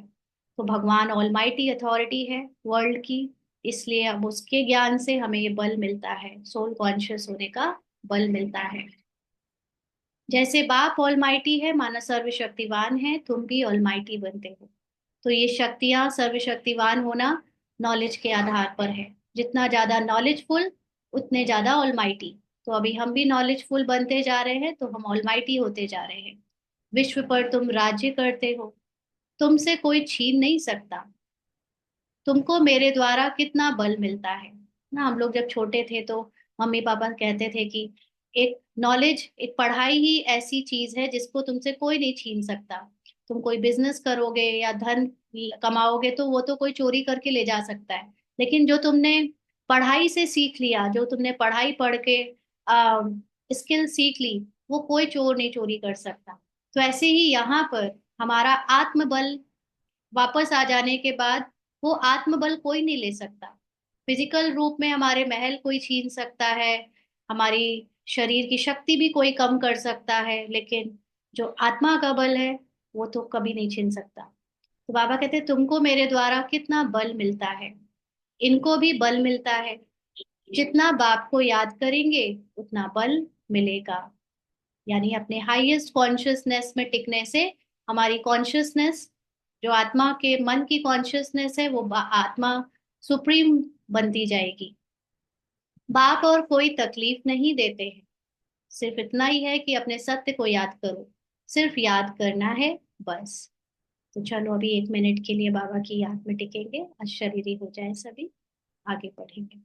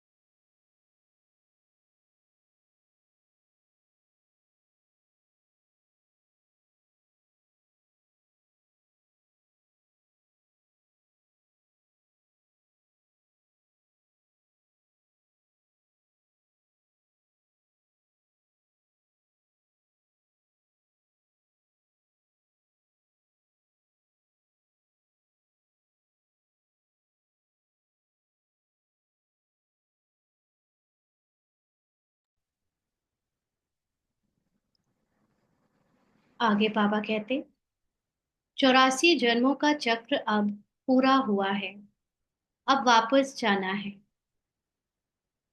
अब वापस जाना है। तो वापस जाना है का मतलब, कल किसी सिस्टर ने क्वेश्चन पूछा था ना कि अ, हम बाबा कहते हैं अब वापस जाना है, लेकिन अभी तो सत्युग आके फिर से पार्ट बजाना है। तो वापस जाना है का मतलब क्या हुआ? वापस जाने का मतलब हुआ आत्मा के अंदर 84 जन्मों की जो स्क्रिप्ट भरी थी, अब वो स्क्रिप्ट पूरी प्ले हो चुकी है या हो जाएगी, जस्ट जो समय बचा है उसमें। तो अब वो कैसेट पूरी खत्म, माना एक बार बज चुकी, तो अब वो कैसेट दोबारा से चलने के पहले एक बार अपने मूल रूप में लौटेगी। माना अब उसकी जितनी रिकॉर्डिंग है उसका सारा उसके ऊपर से उतर जाएगा, सारे हिसाब किताब या जितना देहभान है, जितना पार्ट का रोल जो प्ले किए, उन सबके संस्कारों की जो अभी सूक्ष्म शरीर था, अब वो सूक्ष्म शरीर भी खत्म हो जाएगा। अब आखिरी में हम सबके सूक्ष्म शरीर खत्म हो जाएंगे। सतयुग त्रेता में सूक्ष्म शरीर नहीं होते हैं, इसलिए वो सूक्ष्म शरीर अभी जो 63 जन्म से बनाए गए हैं संकल्पों के द्वारा, संस्कारों के द्वारा, उनके समाप्त होने का समय आ गया है। तो इसलिए बाबा अभी हमारे सूक्ष्म जो संकल्प और संस्कारों से बना शरीर है उसको ज्ञान से चेंज कर रहा है। अभी हमारे अंदर 63 जन्म के सूक्ष्म शरीर में नेगेटिव पॉजिटिव दोनों भरा है, लेकिन हम पॉजिटिव वाले को फरिश्ता कहते हैं। जब कंप्लीट पॉजिटिव ऑरा हो जाता है हमारा, दैट इज कॉल्ड फरिश्ता। तो बाबा इस नॉलेज से हमारी तमो प्रधान स्मृति, तमो प्रधान संस्कार को अब मर्ज करा रहा है। और जब वो मन बुद्धि संस्कार तमो प्रधान पूरी तरह से खत्म हो जाएंगे, सतो बन जाएंगे, सतो प्रधान हो जाएंगे, तो वो ऑरा एकदम फरिश्ते का ऑरा हो जाएगा। और फिर वो ऑरा भी हमको छोड़ना है ना। लास्ट में हमारा मूल स्थिति, जैसे बाबा को कहते हैं ना अभी कि ब्रह्मा बाबा भी फरिश्ता है, बाबा अभी अपने पॉजिटिव सतो प्रधान स्मृति में है, तो उसका अभी पॉजिटिव सूक्ष्म शरीर सेवा के हिसाब से कह लो, अभी काम कर रहा है, सेवा कर रहा है। लेकिन मूल स्थिति में जाना, वापस जाना होता है। माना मन पूरी तरह मर्ज हो जाएगा आत्मा में, कोई औरा नहीं बचेगा, कोई फरिश्ता स्वरूप नहीं बचेगा, कोई सूक्ष्म शरीर नहीं बचेगा। जस्ट टच करेगा वो जिनको सतयुग में तुरंत उतरना है, अपना फर्स्ट जन्म में, वो जस्ट टच करता है। टच का मतलब हमारे टाइम के अकॉर्डिंग ऐसे नहीं कि उसमें 1 सेकंड टच करेगा या माइक्रो सेकंड के लिए टच करेगा। मतलब वो बस 0 होगा और फिर तुरंत दूसरा पार्ट हमारा सतयुग का बिना सूक्ष्म शरीर के शुरू हो जाएगा। तो मन आत्मा में लौट रहा है, इसको कहते हैं वापस जाना। अभी द्वापर युग से मन ने अपनी अनेक पहचानें बना ली है। 63 जन्म में कितनी पहचान, कितना देहभान बढ़ा लिया है। अब ये देहभान खत्म हो रहा है, अहंकार खत्म हो रहा है, पहचानें खत्म हो रही हैं, सूक्ष्म शरीर मर्ज हो रहा है, और होते होते होते होते 0 हो जाएगा। किसी का अपने पुरुषार्थ से होगा, जैसे बाबा कहता है जो यहाँ पुरुषार्थ करेंगे वो सजा नहीं खाएंगे, माना खुद अपना अहंकार तोड़ेंगे, खुद अपने सूक्ष्म जितने भी अभिमान है या देहभान है वो सब तोड़ेंगे अपने बाबा के ज्ञान से और योग के बल से। और जो नहीं कर पाएंगे, पूरी नॉलेज नहीं ले पाएंगे, योग के बल से सूक्ष्म संस्कारों को चेंज नहीं कर पाएंगे, वो फिर, क्योंकि वो जो सूक्ष्म संकल्पों से पहचाने बनाई है उसका फल भोगेंगे, और वो फल भोगना उनके लिए सजा हो जाएगा ना। तो ये सब समझना है। तो बाबा कहते हैं कि अब वापस जाना है, यह समझना कोई बड़ी बात नहीं है। जास्ती रेजगारी में जाने की तो दरकार नहीं, ज्यादा और डिटेल में जाने की जरूरत नहीं है। अगर समझ नहीं आ रहा है तो बीज को जानने से समझ जाते हैं, इनसे यह सारा झाड़ ऐसे निकलता है ना। जैसे किसी पेड़ का बीज होता है, उसको जानने से उस पेड़ के बारे में नॉलेज मिल जाती है। तो बाबा कहते हैं ऐसे यहाँ पर नटशेल में बुद्धि में आ जाता है। ये बड़ी विचित्र बातें हैं। ये बातें एक्चुअली अभी हम समझ तो रहे हैं हद की बुद्धि से, हद के माइंड में, लेकिन ये बातें विचित्र है। विचित्र का मतलब जिनका चित्र नहीं बनाया जा सकता, आप उनको हद की बुद्धि से पूरी तरह नहीं समझ पाओगे। एक हद तक हम हद की बुद्धि लगा रहे हैं, उसके बाद हमें विचित्र बनना पड़े, हमारी निराकारी स्मृति से ही हम वो विचित्र बातें समझ पाएंगे। तो इसलिए बहुत सूक्ष्म चीजें हैं इसमें जो समझने के लिए विचित्र बनना पड़े। तो भक्ति मार्ग में मनुष्य कितने धक्के खाते हैं, मेहनत करते हैं, मिलता कुछ भी नहीं। अभी इतने सारे लोग कुंभ में नहा कर आए, पूछो उनसे कुछ मिला? संतुष्टता भी मिली तो कितनी देर चलेगी, थोड़ी देर, फिर कुछ और इच्छाएं आ जाएंगी, फिर अभी दूसरा कुंभ आ जाएगा या कोई और कामना आ जाएगी। तो ऐसे जिससे पूरा भरपूर हो जाए ऐसा कुछ भी किसी को मिलता नहीं। फिर भी बाप आकर तुमको विश्व का मालिक बनाते हैं। हम योग बल से विश्व का मालिक बनते हैं, यही पुरुषार्थ करना है। तो विश्व का मालिक कौन बनता है? जो पूरी तरह संपूर्णता में टिक जाता है, जिसको कुछ नहीं चाहिए, किसी से नहीं चाहिए, जो है ही कंप्लीट ना, होल है, एब्सोल्यूट है। तो ये पुरुषार्थ जितना हम अपनी आत्मा का करते हैं उतना हम बनते जाते हैं। भारत का योग मशहूर है, योग से तुम्हारी आयु कितनी बड़ी हो जाती है, सत्य के संग में कितना फायदा होता है। आयु भी बढ़ी और काया भी निरोगी बन जाती है। तो जितना हम सोल कॉन्शियस होते जाएंगे उतना फिजिकल आयु भी बढ़ेगी। और ये रोग जो बॉडी को होते हैं, तो बॉडी को उसके मन को पता चलते हैं बीमारी आदि, वो आत्मा की कॉन्शियसनेस में उसको पता भी नहीं चलेगी कि बॉडी को क्या हुआ है ना, तो उसको निरोगी कहेंगे। और फिर सतयुग में तो काया भी निरोगी हो जाएगी। ये सब बातें तुम बच्चों की बुद्धि में ही बिठाई जाती हैं। और कोई का भी सत्य के साथ संग नहीं है सिवाय तुम ब्राह्मणों के। तुम प्रजापिता ब्रह्मा की संतान हो, दादे पोत्रे हो। संसार के सभी मनुष्यों के क्या हैं? हम भी दादे पोत्रे सब हैं, उनके पूर्वज भी हैं, तो हम ब्रह्मा की पोत्रे भी हैं। मतलब दादे पोत्रे का मतलब क्या होता है? हाँ, दादे पोत्रे, वैसे तो दादा माना भाई भी होता है और ग्रैंडफादर भी होता है, पोत्रे माना ग्रैंडसन होता है। तो जो भी है, बाबा कहते हैं तो इतनी खुशी होनी चाहिए ना कि हम, इतनी खुशी होनी चाहिए ना कि हम दादे पोत्रे हैं। हम्म, बाबा के भाई भी हैं ब्रह्मा के रूप में, और शिव बाबा के पोत्रे हैं। तो वर्षा भी दादे से मिलता है। यही याद की यात्रा है, नॉलेज। बुद्धि में यही सिमरण रहना चाहिए। उन सत्संगों में तो एक जगह जाकर बैठते हैं, यहाँ वह बात नहीं। ऐसे नहीं कि एक जगह बैठने से ही सत का संग होगा, नहीं। उठते बैठते चलते फिरते हम सत के संग में हैं।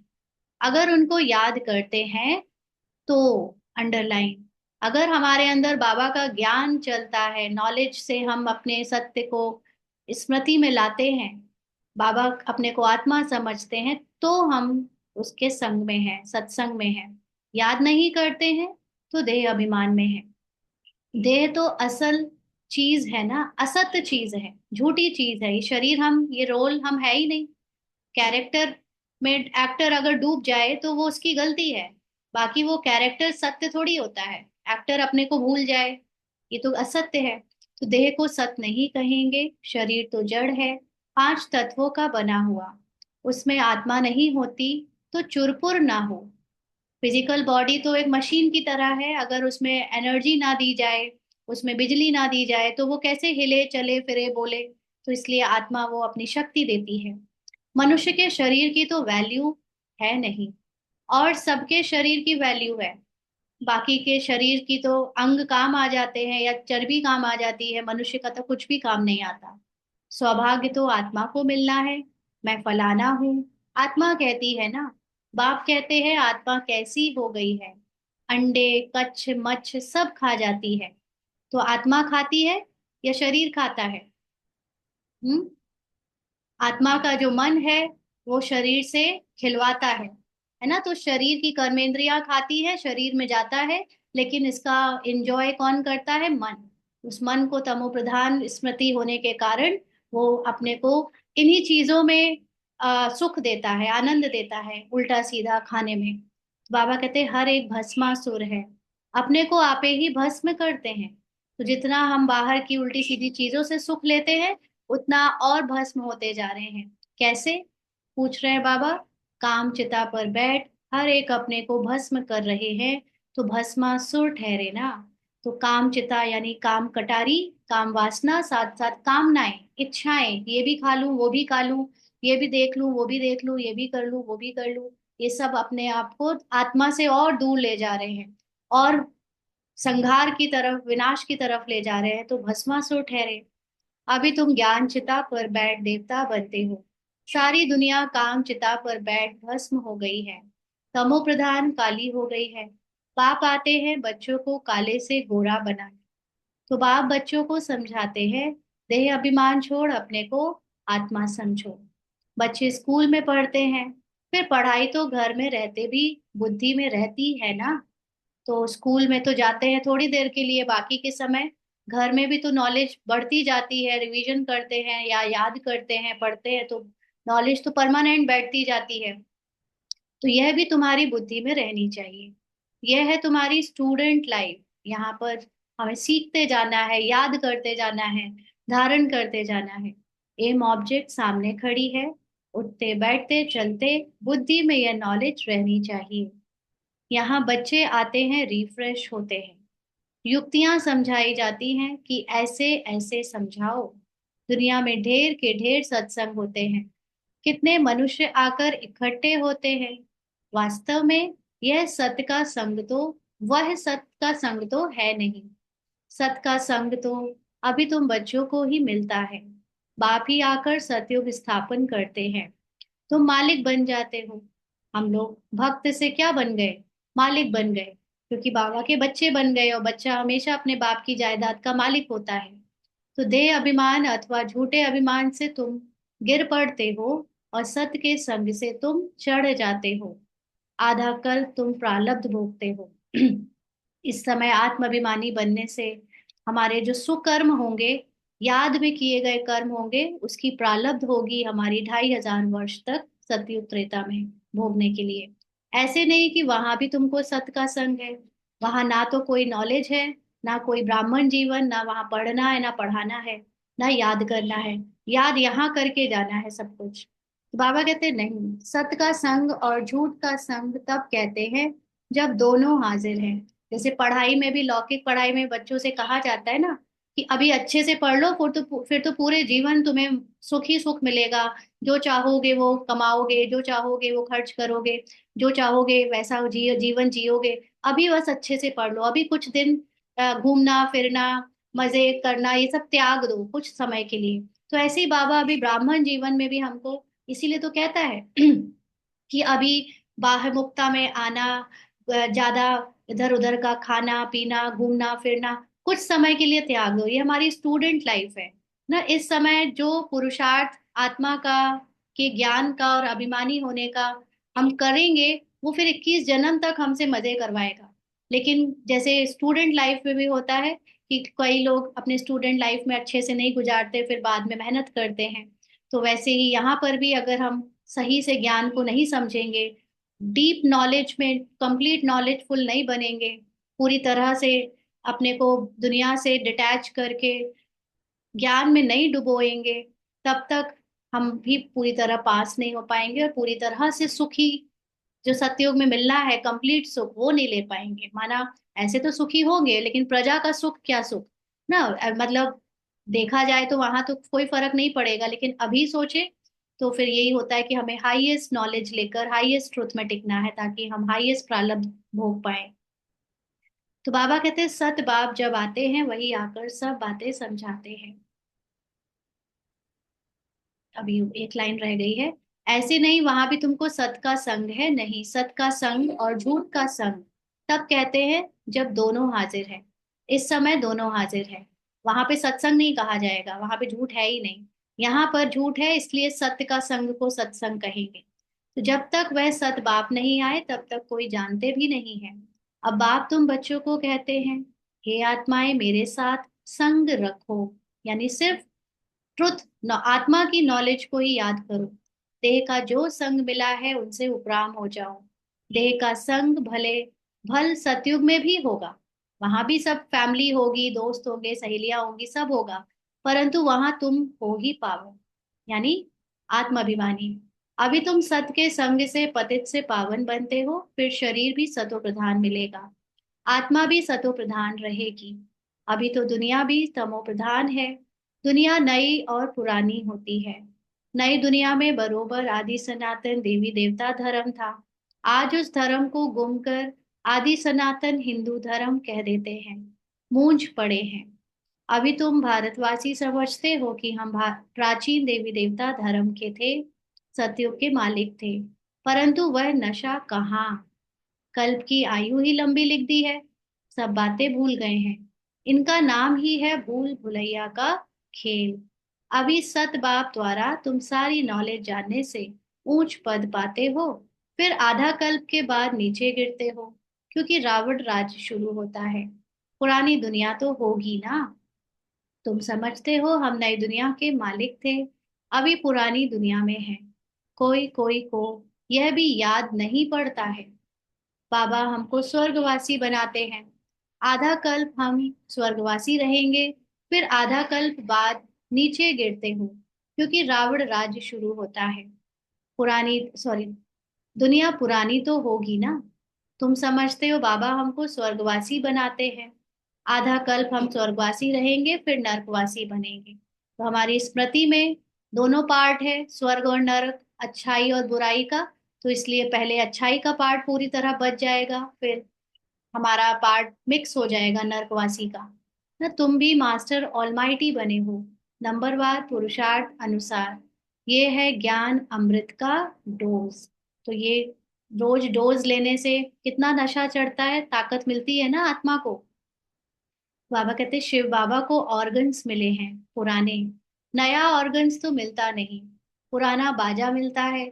बाप आते भी वानप्रस्थ में ही हैं। बच्चों को खुशी होती है तो बाप भी खुश होते हैं। बाप कहते हैं हम जाते हैं बच्चों को नॉलेज देकर रावण से छुड़ाने। अंडरलाइन, बाबा नॉलेज देकर ही हमें ये पूरी दुनिया से मुक्त करता है, अपने आत्मा में टिकाता है। आत्मा में टिकते ही हम रावण से दूरी बना लेते हैं। दूरी बना लेते हैं तो रावण खत्म हो जाता है।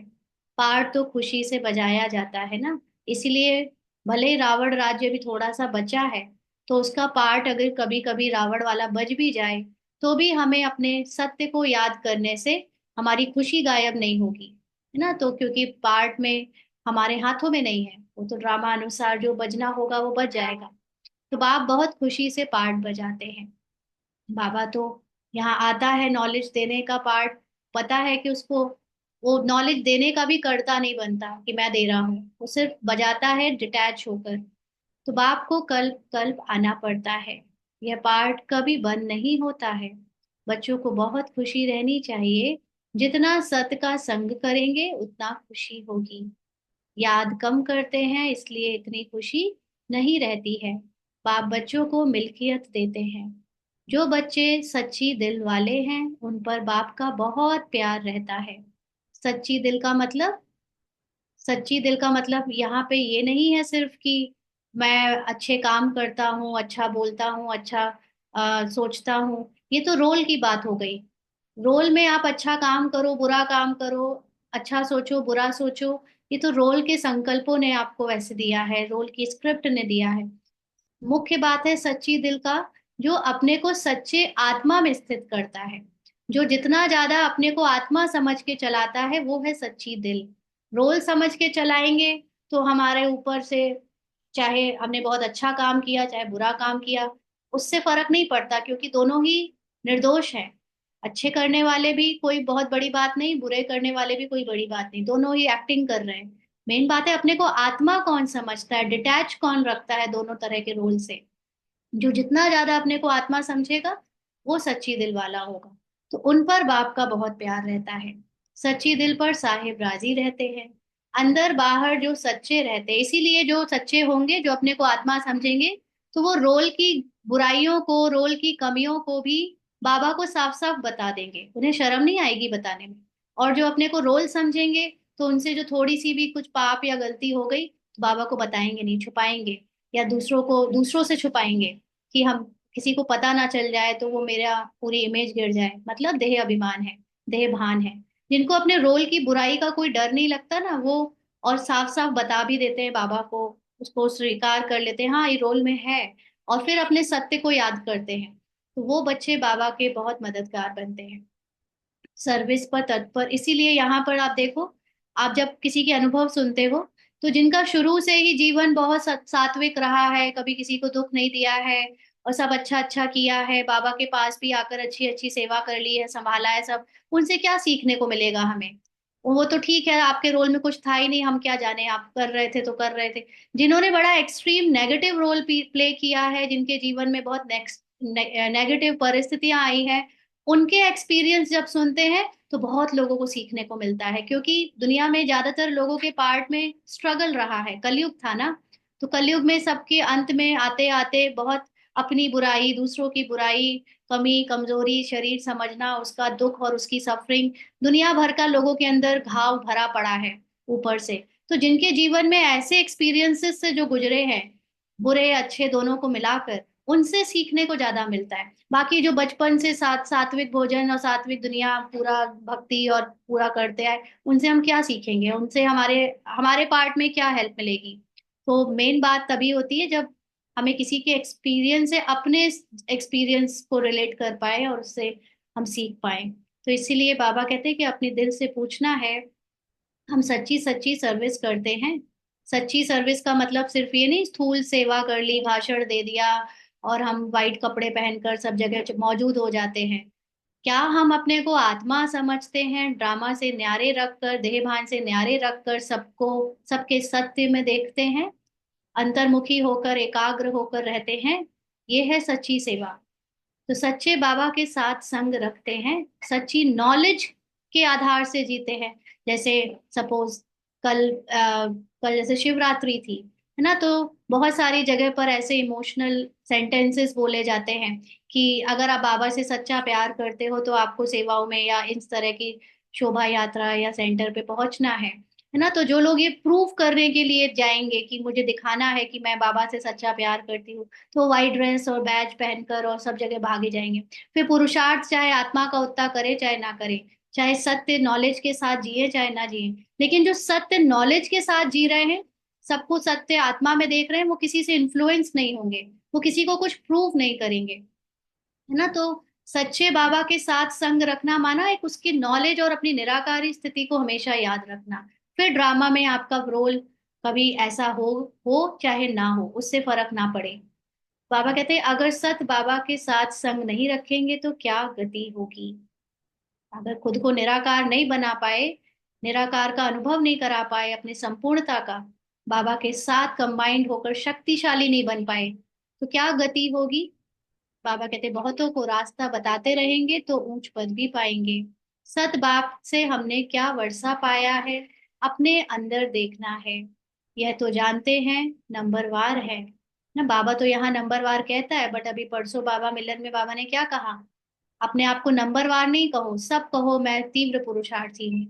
ना तो कोई कितना वर्षा पाते हैं, कोई कितना पाते हैं, रात दिन का फर्क रहता है।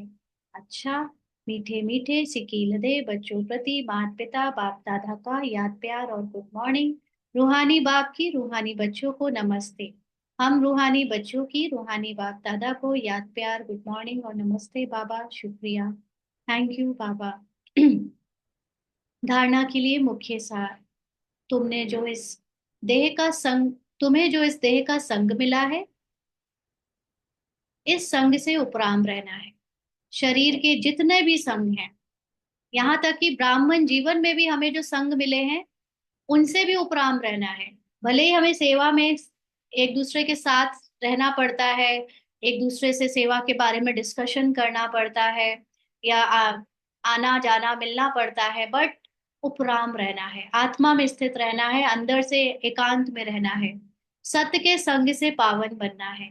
एकदम डिटैच रहना है, किसी भी सेवाधारी या भाई या बहन से अटैचमेंट ना होने पाए, मोह ना होने पाए, किसी की याद ना आने पाए बाबा के सिवा। इतना डिटैच रहना है। इस स्टूडेंट लाइफ में चलते फिरते बुद्धि में नॉलेज घूमती रहे। रहे तो क्या रहे, घूमे तो क्या घूमे, नॉलेज घूमे, अपने सत्य का ज्ञान घूमे। एम ऑब्जेक्ट को सामने रख पुरुषार्थ करना है। सच्ची दिल से बाप का मददगार बनना है। तो सच्ची दिल माना सच्ची आत्माभिमानी स्थिति से बाप का मददगार बनना है। आज का वरदान है, अव्यभिचारी और निर्विघ्न स्थिति द्वारा फर्स्ट जन्म की प्रारब्ध प्राप्त करने वाले समीप और समान भव।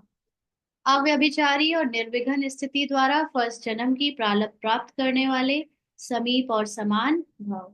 तो जो बाप समान है, माना निराकारी स्थिति में टिका हुआ है, बाबा के यज्ञ में जितने भी बच्चे निराकारी स्थिति में टिके रहते हैं, वो है बाबा के सबसे ज्यादा समीप और समान। और वो क्योंकि सिर्फ निराकारी स्थिति में ही रहते हैं, तो वो अव्यभिचारी भी हैं, दूसरों को नहीं देखते, दूसरों के साथ अपना चिंतन नहीं बांटते, अपने अंदर बाबा और बाबा के साथ बस महसूस करते हैं। और इसीलिए वो पुरुषार्थ में कभी बीच में रुकते नहीं। कितने भी विघ्न आ जाएं, परिस्थितियां आ जाएं, वो आगे बढ़ते रहते हैं, बीच में छोड़ते नहीं पुरुषार्थ, कभी गैप नहीं आता उनका। ऐसे बच्चे फर्स्ट जन्म में आएंगे, 9 लाख में आएंगे। तो जो बच्चे यहाँ बाप के गुण और संस्कारों के समीप हैं, सर्व संबंधों से बाप के साथ का व समानता का अनुभव करते हैं, वही वहाँ रॉयल कुल में फर्स्ट जन्म के संबंध में समीप आते हैं। फर्स्ट में वही आएंगे जो आदि से अब तक अव्यभिचारी और निर्विघ्न रहे हैं। आदि से अंत तक मतलब जिन्होंने बीच में किसी को नहीं लाया, यहाँ तक कि सेंटर की दीदी और भाई और सेवाधारियों को भी नहीं लाया, जो सिर्फ और सिर्फ बाबा के पीछे दीवाना रहा है, जिसको सिर्फ निराकारी बाबा के साथ डायरेक्ट कनेक्शन जिसका रहा है। आजकल भी भक्ति में ऐसे फोरकास्ट आ रहे हैं, लोग कह रहे हैं जिनका भगवान के साथ डायरेक्ट कनेक्शन, अब बाबा अब भगवान सबसे डायरेक्ट कनेक्शन बना रहा है। ये बीच के गुरु गोसाई सन्यासी मठ पंथ मंडल महामंडलेश्वर सब कोई नहीं, सिर्फ भगवान और तुम्हारा जो जिसका डायरेक्ट कनेक्शन है। ऐसी ब्रह्मा कुमारियों में भी जिनका बाबा के साथ डायरेक्ट निराकारी खुद की स्थिति और बाबा के साथ बस, ये अव्यभिचारी जिसकी पोजीशन है और वो निर्विघ्न चल रहा है, आगे बढ़ता जा रहा है, वो ही फर्स्ट में आएंगे। निर्विघ्न का अर्थ यह नहीं है कि विघ्न आए ही नहीं, लेकिन विघ्न विनाशक व विघ्नों के ऊपर सदा विजयी रहें। कितनी भी परिस्थितियां आए लेकिन आगे बढ़ते रहें। यह दोनों बातें यदि आदि से अंत तक ठीक है, तो फर्स्ट जन्म में साथी बनेंगे। स्लोगन है, साइलेंस की पावर से नेगेटिव को पॉजिटिव में परिवर्तन करो। तो जितनी भी बातें रोल में है, क्योंकि रोल में ही नेगेटिव है, रोल नेगेटिव पॉजिटिव दो चीजें रोल में होती हैं। तो जब मैं अपने न्यूट्रल साइलेंस की स्थिति में स्थित होती हूँ, तो रोल की सारी नेगेटिव बातें भी हमारे कल्याण के लिए पॉजिटिव हो जाती है, क्योंकि वो कल्याणकारी है, हमको रोल से निकालने के लिए है, डिटैच करने के लिए है, इसलिए वो पॉजिटिव है। ऐसे पॉजिटिव पर बनाते चलो। आज के अव्यक्त इशारे हैं, एकांतवासी अर्थात सदा स्थूल एकांत के साथ साथ एक के अंत में रहना। अपने को अकेले में रखते हैं या दुनिया से दूर ले जाते हैं, ये हो गया स्थूल एकांत। लेकिन उसके साथ साथ कई बार हम अकेले में होते हैं, स्थूल में भी दूर होते हैं सबसे, बट मन में पूरी दुनिया समाई होती है, मन में पूरी दुनिया की याद चल रही होती है। तो वो कोई फायदा नहीं, चाहे भीड़ में रहे लेकिन बाबा के साथ रहे। तो अंत एक का होना चाहिए बाबा के साथ। तो एकाग्रता की शक्ति से किसी भी आत्मा का मैसेज उस आत्मा तक पहुंचा सकते हो, किसी भी आत्मा का आवाहन कर सकते हो, किसी भी आत्मा की आवाज को कैच कर सकते हो, और किसी भी आत्मा को दूर बैठे सहयोग दे सकते हो। तो एक्चुअली साइलेंस की स्थिति में जब आप अपने संपूर्ण में टिके होते हो, एब्सोल्यूट होल्ड में टिके होते हो, तो आपको कुछ करने की जरूरत पड़ती ही नहीं है। किसी भी आत्मा को कुछ मैसेज देने की, आवाहन करने की, आवाज को कैच करने की जरूरत पड़ती ही नहीं है, क्योंकि आप रोल से ही न्यारे हो गए। अब आप जब रोल से न्यारे हो गए, तो रोल में तो जिसको जो मैसेज जाना है, जो सेवा होनी है, जो आवाहन करना है किसी के पार्ट का, वो ड्रामा अनुसार अपने आप होता है। ये बहुत गहरी बात है। जो अभी तक हम ये समझते थे कि हम किसी को मैसेज करेंगे, वो सुनेगा, फिर ऐसे हमारे संकल्पों से सेवाएं होंगी, ये भी एक देहभान कह रहा है, ये भी एक रोल कह रहा है, कर्तापन का भाव कह रहा है। जब आप अपने को एकदम बाबा के शांत निर्विकल्प समाधि में या निर्विकल्प स्थिति में स्थित कर लेते हो, तो ना तो आपको कुछ करने का भान रहता है, ना आपको किसी की सेवा का भान रहता है। तो ऑटोमेटिकली ड्रामा अनुसार सेवाएं हो रही होती है, मैसेजेस एक दूसरे को पहुंच रहे होते हैं, काम अपने आप हो रहे होते हैं, और जिसका जो पार्ट है वो बज रहा होता है। आप इनसे न्यारे होकर बाबा के समान, भगवान के समान सिर्फ खेल देख रहे होते। तो वो एकाग्रता की शक्ति से उस स्थिति में हमें पहुंचना है जहां पर दूसरों को समझाने के लिए है ये बात, कि आत्मा का मैसेज पहुंचेगा, आवाहन करोगे तो आ जाएगी, आवाज कैच हो जाएगी, ये सब देह भान में है। सोल कॉन्शियसनेस में तो इन सब की भी जरूरत नहीं पड़ती, ड्रामा अपने आप खिल रहा है। तो आत्मा को जो दूर बैठे सहयोग दे सकते हो, वो सिर्फ इस बात का कि मैं उसको आत्मा रूप में देखूं, और जो होना है फिर वो अपने आप होता रहे। उसका पार्ट बजेगा, सबके पार्ट अपने आप बजते रहेंगे। तो ये उसकी सत्य को देखना ही सबसे बड़ा सहयोग है, जो हम उसको देख रहे हैं बट एक्चुअली अपना सहयोग कर रहे हैं, क्योंकि खुद की सोल कॉन्शियसनेस बढ़ती जा रही है। अच्छा। शांति। चलिए, आज के पॉइंट सुनाइए, सुनाएंगे। ओम शांति दीदी। दीदी आज बाबा ने ये अंडरस्टैंडिंग दी कि आपको मेन पुरुषार्थ ये करना है कि आपको स्वयं को और जो सामने वाला है उसको बस सत्व प्रधान आत्मा देखने का पुरुषार्थ करना है। बाकी जो रोल में होना है वो अपने आप होगा, और जो सेवा होनी होगी वो बाबा और ड्रामा करा लेगा। तो मेन हमें यही पुरुषार्थ करना है। ओम शांति। आज बाबा ने बोला ना, अव्यभिचारी याद और निर्विघ्न स्थिति। तो जैसे सहजता से बाबा आपके थ्रू भी कह रहा है कि याद माना क्या। और वो जो पॉइंट आपने बता रहे थे ना एकाग्रता वाला, कि जरूरत है नहीं उसको इमर्ज करके साकाश देने की। मीन्स बाबा जो बता रहे हैं वो तो ऑब्वियसली स्थूलता में, बट सूक्ष्मता से उसका एक हायर इम्पैक्ट है। तो यदि क्रक्स यही है कि बार बार अव्यभिचार माना क्या, कि बार बार बाबा साथ रहे, मैं अपनी सत्यता के प्रकाश में खुद को भूलू नहीं और बाबा को साथ रखूं, तो ऑटो मोड पे मैसेज जाते भी रहेंगे, सेवा होती भी रहेगी। और बिल्कुल सच है, दिखाने के लिए काम नहीं करें कहीं पे भी, किसी के अच्छे दिखाने के लिए हम ये कर रहे हैं। ये अंडरलाइन वाली बात थी पूरी मुरली का क्रक्स टुडे थ्रू यू, कि मेरी जो अविवेचारियात के साथ जो निराकारी स्थिति है वो ना टूटे। हम हर जगह चले जाते हैं, 3-3-4 आवर्स का स्ट्रेच दे रहे हैं बाबा के प्रोग्राम्स में, जहीं भी इतना स्ट्रेच कर लेते हैं, बट अपने आप को ना भूलें। तो ये थोड़ा सा अंडरलाइन हमको सबको ये पक्का करना चाहिए कि दृढ़ निश्चय से। तो दैट वाज ब्यूटीफुल। सीमा बहन, और किसी को सुनाना है? बाबा ने ओम सच। शांति। आज। ओम जी शांति दीदी। हाँ, जैसे बाबा ने कहा ना कि सब ड्रामा है, तुम कुछ हो ही नहीं। तो ऐसे शास्त्रों में भी लिखा हुआ है कि जगत मिथ्या। मतलब अगर हमारा ये बॉडी कॉन्शियस जैसे कि नाक कान और ये स्पर्श करने की शक्ति हट जाए, तो हम ही को तो दिख रहा है, हम कह रहे हैं कि आप हो या सामने वाला है या कुछ भी है। सत्य में हम कह रहे हैं ना, तो हम कहाँ है? कुछ और है ही नहीं। जो आत्मा बाबा कहते हैं ना, आप क्रिएटर हो।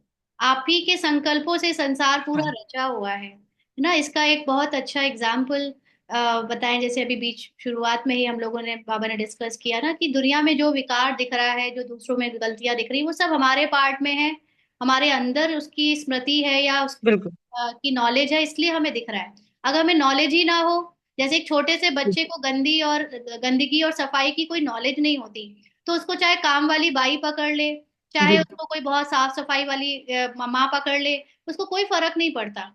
क्यों? और जैसी नॉलेज आई तो हम बस गंदे जी को में उसमें गंदा, उसमें अच्छा देखने लगते हैं। ऐसी विकारों की बात है। विकार हमें क्यों दिखते जी हैं? क्योंकि हमारे अंदर विकार की जी नॉलेज है। तो बाबा कहते हैं तुम्हारे अंदर अविद्या हो जाए उस नॉलेज की भी, तो इतना पुरुषार्थ कैसे करें? तो उसके लिए अपनी निराकारी स्थिति को बहुत इमर्ज करना पड़े। तो ये एकदम अविद्या हो जाएगी, भूल ही जाएंगे कि ये कुछ विकार भी होते हैं। तो दिखेगा ही नहीं दूसरों में, दिखेगा जी नहीं तो संकल्प समेट के आपके जीरो में आ जाएंगे। और सारा संसार दिख रहा है हमारे ही थॉट से। इसलिए क्रिएटर है हम। अब थॉट्स क्रिएट करते करते हम अपने जीरो में पहुंच कर फिर सतो प्रधान थॉट्स रह जाएंगे, तो हम क्रिएटर हो गए। इसलिए तो बाबा कहते हैं आप मास्टर क्रिएटर हो, आप ही की तो रचना है ये सारी। बाबा कहता है संसार, ये प्रकृति आप ही की तो रचना है, ये समय भी आपकी रचना है, बाबा कहता है ना। तो ये समय जी भी जी हमसे रखता है, 1 घंटा जी 2 घंटा, जी जी सब हमारी रचना। बहुत कुछ नहीं। सुंदर। जी। ओम शांति।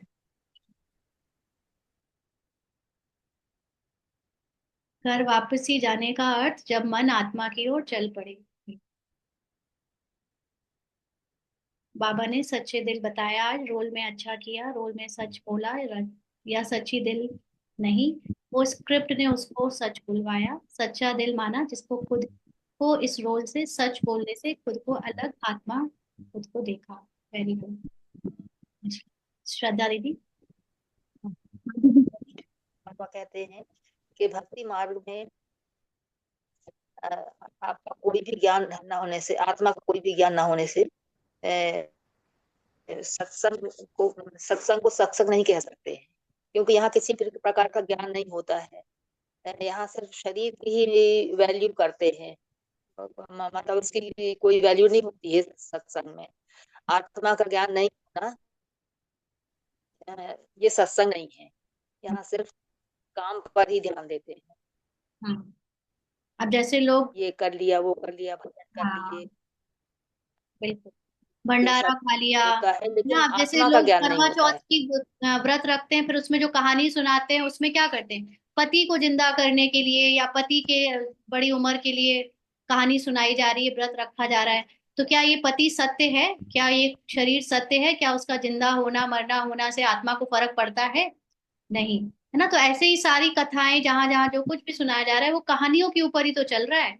मेरे पति ऐसा, मेरी बहन ऐसा, मेरी सास ऐसी, मेरा वैसा। इन सब से परे जाना है हमको, कहानी से परे जाना है। इसलिए कोई भी सत्य नहीं सुना सकता, लोग सुनने ही नहीं आएंगे। अब ये तो देखिए गृहस्थ, आत्मा की बातों को ये तो नए लोग गृहस्थी में हम सुनने ही लोग नहीं रह करके आएंगे। ये कर। हाँ। हाँ, नहीं अभी तो देखिए ना, हम अब हमको सब समझ में आ रहा है कि अभी तक इतनी उम्र तक हमने ये सब किया, ये सब तो बेकार है। परिवार के साथ रह करके कि मेरे घर में ऐसा हो रहा है, परिवार में इसलिए हमें भी करना है, तो वो करते चले आए। लेकिन अब लगता है कि ये दिखावा कर रहे हैं। हाँ, लेकिन अब क्या करें, हम इतना करने के बाद अब छोड़ देते हैं तो वो भी ठीक नहीं है, तो इसलिए वो नहीं नहीं, करना पड़ता एक्टिंग तो है। करते ही लेकिन रहना है ना। अंदर से कुछ ऐसे नहीं, बाबा ने करने को मना थोड़ी किया है। अंदर बाबा ने तो कहा आप एक्टिंग करो, अब ये समझ के करो हम एक्टिंग कर रहे हैं, बाकी हमारा इससे कोई लेना देना नहीं है। तो एक्टिंग तो करनी पड़ेगी। पहले हम एक्टिंग को हमसे जो सच समझ छोटे कर लेते थे। हमसे जो छोटे हमारी बहुएं वगैरह पूछती मम्मी ऐसा नहीं करें तो ऐसा क्या, मैंने कहा बेटा करो सब कुछ, लेकिन अब मेरे से मत पूछो, क्योंकि अब मेरा इससे जो है बिल्कुल मन अलग हो गया बिल्कुल। करती जरूर हूँ मैं, लेकिन अब मैं अलग हो गई इससे। हम्म, मुझे ये नहीं लगता कि तो नहीं करेंगे तो ऐसा होगा, ये भय खत्म हो चुका है बिल्कुल से। तो हाँ। तुम लोग को जो जैसा करना है वो उसके लिए बाध्य नहीं कर रही किसी को, लेकिन हाँ अब मैं नहीं कुछ मतलब कुछ ऐसा खास चीज नहीं मानती। हाँ जी। लक्ष्मी बहन। ओम शांति दीदी। बाबा ने बोला है कि एक सत का संग अभी हम संगम पर ही करते हैं बाबा का। और बाबा ने आज साइंस के बारे में बताया कि साइंस अभी जो रिफाइंड हो रही है उसका सही उपयोग सतयुग में ही होगा। ओम शांति दीदी। और किसी को सुनाना है?